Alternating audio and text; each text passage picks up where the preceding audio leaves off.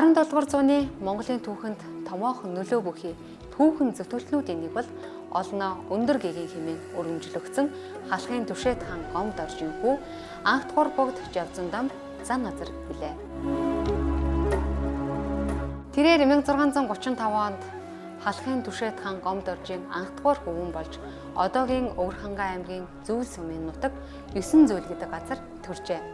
Түшээд хаан гомд оржинд Ёр бүсийн сайхан хүү төрсөнд сэцэнхэн шолоо ихэд баясан баярлаж тэр хүүд гэгээн алдрыг хайрлсан гэдэг. Гэгээн хүү үеийнхнээс их л өөр байдалтай өсч торнон сүм сүврэг барьж бүтээж наадах нь онцгой номыг төвөггүй цээжлэн тогтоодог оюун бэлэг төгс хүүхэд байжээ. Гэтэл хүүг 4 настай байсан шар барс жил Жамбал ламаас гэлэн санвар хайрлаж зан узар хэмээх нэрийг өгчээ. Тэрээр бага наснаас бурхны шашны тунгаамал, шижир алт мэт шарын шашны судар хийгээд тармийн сургаал, номлол, зан үйлдэл суралцаж, улмаар 1649 онд цастын урныг зорин банчин чойжил жанцсан богдод бараалхан шав орж, шашны 5 их ухааныг заалган, эш онлын эрдмийг төгс эзэмшээд их нутагтаан буцсан ирж номын хүрээ хийд сургуулийг олноор байгуулжээ.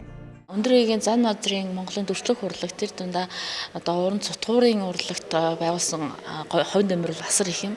Төрний нэг жишээ бол өндөр гэгийн зан газрын бүтээсэн язгуурын 5 будаагийн 4 манай дүрслэхүүлийн музейд за 21 дайрхийн нэг буюу цагаан дайрхийн манай музейд хадгалагдаж байна. За мөн түүнчлэн өндөрийн зан газрын дэг сургууль гэж нэрлэгддэг 17 дугаар зууны үеэс 19 дугаар зуун хүртэл одоо дэглэж явж исэн одоо юм дэг сургууль нь дэг сургуулиар хийгдсэн өндөрийн зан газрын шанрын бүтээлүүд дүрслэхүүлийн музейд хадгалагдаж байгаа.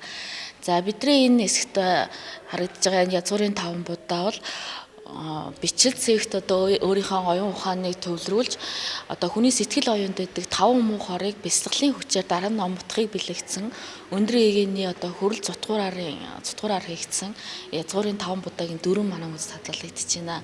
Тэгээ тус бурдаа одоо зэрвсгийн харахад хоорондоо гэдэг адилхан төстэй мэт боловч нарийн сайн харах юм бол одоо чимэглэл гарын хөдөлгөөнөөр ялгагддаг. Тэгээд язгуурын 5 будаа гэдэг маань одоо эртний төвдөд баримталж ирсэн бурхан бүтээх тэг хэмжээ харьцааг өндөрийн зан газар Монгол хүний оюун сэтгэхүйд нийцүүлэн Монгол хийцийг гаргаж ирснээрээ 17 дугаар зууны үеийн тэр дундаа Монголын төрчлөх урлагийн уран баримлын одоо төрөлд оруулсан асар том шинжилэл гэж хэлж болно. 1640 онд Далай лам Банчин богдоос Гунгаан Нимбугийн хойд дүр Жавзун дарнаатын хувилгаанаар тодруулан зан газрыг 5 настай байхад нь анх дугаар богд Жавзан дам худагтын ширээнд залж халах Монголын шарын шашны тэргүүнд өргөмжилжээ. Ийхүү 5 настай балчирхан хөвгүүнийг 1639 онд шарын шашны тэргүүнээр өргөмжилсөн үйл явдал нь Монгол улсын нийгэм, улс төр, боловсрол соёлын шин төлөвшлийн үе таалгыг нээсэн юм аа. Ер нь өндөрийн гэж мэддэгдээд байгаа маш олон бүтээлүүд байдаг. Тэгээ яг судлагдсан одоо 60 гаруй бүтээл байдаг гэж үздэг. Тэгээд 21 дайрхийн нэг цагаан дайрх бурхан бол одоо яг бурхан гэж харах одоо бурхны шашны одоо бурхан гэж харагдах боловч цаад утгаараа хүний одоо хэмжээ харьцаар тэр дундаа эмэгтэй хүний 32 бэлгүүн шинж 80 найраг гэсэн одоо бүх цогц тэр эмэгтэй хүний гоо сайхны харьцааны цогц болсон бүтээл бол цагаан дайрхт шингэн харагдсан байдаг.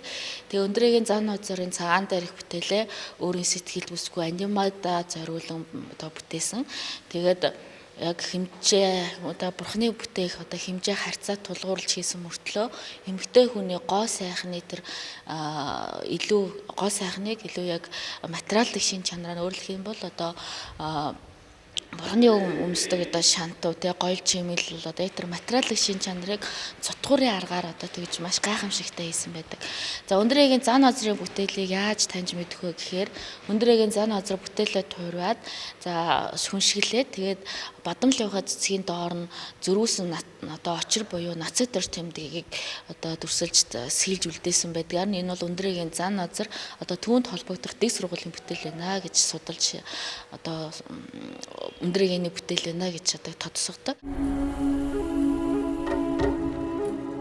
Тэгээд Өндөрийн зан азар одоо бурхны шашны одоо урлагт хувь нэмэр орлохоос гадна Монголын бичиг соёлын одоо өв соёлд асар том үүрэг гүйцэтгэсэн. Тэрний нэг илрэл бол 1686 онд Өндөрийн зан азар Төвхөн хийдтэй багтаа зохиосон энэтхэг төвд Монгол 3 улсын хэлийг одоо хураангуулан бичиж тэмдэглэж болох үйц одоо юм соён бүсгийг анх зохиосон. За соён бүсг нь маань төвд үг тэгээд орчуулах юм бол өөрөө тодорсон гэгээ гэсэн утга агуулгатай нийтэд нь унших юм бол соён бүсэг бол Монгол улсын тусгаар тогтнол Мандан Бадархын бэлэгдэл болж одоо Монгол улсын төрийн талбайн дээр одоо яг бэлэлсэн байдаг. За Өндөрийн зан азрын бас нэг гавьяа бол одоо хөрөг зургийг одоо Монголын төрслөх урлагт яг 17 дугаар зууны үед одоо бурханчилж хийх одоо тэр арга техникийг гаргачихсан. Тэрний ямар бүтээлээ түүхээр Өндөрийн зан азрын өөрийн хөрөг за одоо түүний ээж ханд жанц гэдэг хүн байдаг. Тэгээд тэр их ханд жанцын хөргийг Өндөрийн зан азар өөрийн гараар бүтээсэн байдаг. За тэгээд Өндөрийн зан азрын бас дэг сургууль буюу Өндөрийн зан азар одоо өөрөө гэрээсэлсэн байдаг шав нартай. За намайг ном одоо эрдэмийн хүн байна гэдгээр нь одоо ном судар барьснаар дүрсэлж үлдээгээрээ. За Монгол хүн гэдгээр нь одоо ууц талж байгааг одоо дүрсэлж үлдээгээрээ гэсэн гэрээсэл байдаг. Тэрний даа Өндөрийн зан азрын шавнырийнхан бүтээсэн одоо Өндөрийн зан азрын ууц талж байгаа хөрөг зураг одоо манай дүрслэлийн хүмүүс хадгалагдаж байгаа. Энэ зураг нь одоо зүгээр нэг Өндөрийн зан азар ууц талж байгаа зураг мэт боловч цаад утгаараа Өндөрийн зан азар одоо Монголынхан одоо амьдрал тийм ээ аху үргэлж одоо үеийн үед одоо өөдрөг өсөн дэвжиж эдэн хундагаар элбэг баян байх болтугай гэсэн утга санааг илтгэсэн юм бүтээлээд. Зан азрыг анхдуур богд Жавцан дамбын синтед заларсны баяр наадам болгож зориулан хийсэн Бат оршил өргөх буюу Даншиг наадмыг 1640 онд хийж халах 7 наадмыг үүсгэн тогтмолж өгч өдгөө бидний улсын баяр наадам болон уламжилжээ. Анхны тэр Даншиг наадмын бүхийн барилдаанд нэгэн залуу лам барилдан төрүүлжээ. Тэр үеэс хойш тэр бүхийг лам бүх хэмээн нэрлэх болсон гэдэг. Хордон морины уралдаанд Бонхор гэдэг хүний морь төрүүлжээ. Тэр нутаг буюу өнөөгийн их баг Монгол ширээд цагаан нуур орчмын нутгийнхан цөм өндөр гэгээний шав болж тэднийг бүх ламын отог гэж хожим болтол нэрлэж байжээ. Тэр үеэс нийтийг хамарсан том наадам цэнгэн Даншиг наадам буй болон тогтмолжиж төрүүлсэн бүх морийг цоллох, цол чимэг олгох ёс тогтож уламжилсан хэмээн тэмдэглэсэн байдаг. Тэр үеэс халахчуудын дунд анхдуур богд өндөр гэгээнийг тойрон хүрээлж, нэгтрэх асуудал бэхжиж, өндөр гэгээний нэр хүнд ихэд өсчээ. За тэгээ Өндөрийн зан азрын бод суурга манай төрсгөлийн хүмүүс хаалгадж байгаа. Тэгээд бод суурга гэдэг нь одоо бурхны шашны ёсонд одоо бурхан будтай Шакимүнигийн амьдрал тохиолдсон гол үйл явдалтай босгодог дурсгалыг суурга гэж нэрлэдэг. Монголын суурга бол балб төвдийн хийцтэй маш төстэй. Энэтхийг болохоор юм бос одоо бөөрийнхээ оройтой байдаг. Тэгээ Өндөрийн зан азрын бүтээсэн бод суурга бол бурхан будтай Шакимүни зан модны оролдоор шулан бус номхотсны дурсгал зориулж босгосон Өндөрийн өөрийн гараар ирсэн бод суурга.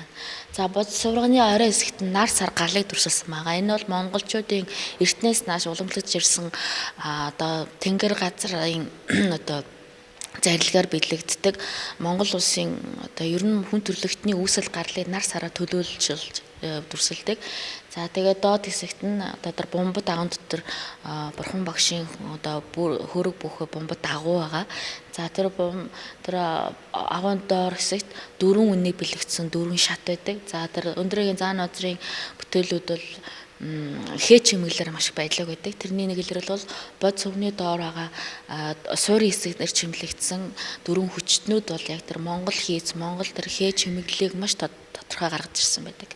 Үүгээр өндөргийн зан нозор бол бурхны шашны дорн дахнаа одоо бурхан дүрслэлийн урлагаас одоо өндөргийн зан нозор ирс ялгагддаг Монгол хийцийг гаргаж ирсэн. Өндөр гэгээн Монгол үндэстний төр ёс, хэл соёлыг хөгжүүлэх их зүйлийг бүтээн төрвснээс гадна Монгол дахь буддын шашны дэг ёсыг үндэсний хэлбэрт аажмаар оруулахын тулд лам хувиргуудын өвөл зүүнний малгайны хэлбэр, маяг, хурал номын дэг журмыг шинжлэн зохион байгуулсан төдийгүй өндөр гэгээн зан вазар өөрийн гайхамшиг бүтээлүүдээр шашны урлагийн тэг журмыг амьд хүний дүрээр Монгол газар амьлуулж бодит хүний гоо сайхны өндөрлөгт хүргэж чадсан дахин давтагдашгүй бүтээлч юм аа. Түүний уран зураг, баримл, цутгамал, уран барилгын бүтээл нь нүүдэлж малчдын оюун сэтгэлгээ, зөн бэлэгдэл, ардын урлагийг чадварлагаар хослуулж чадсан оршноо.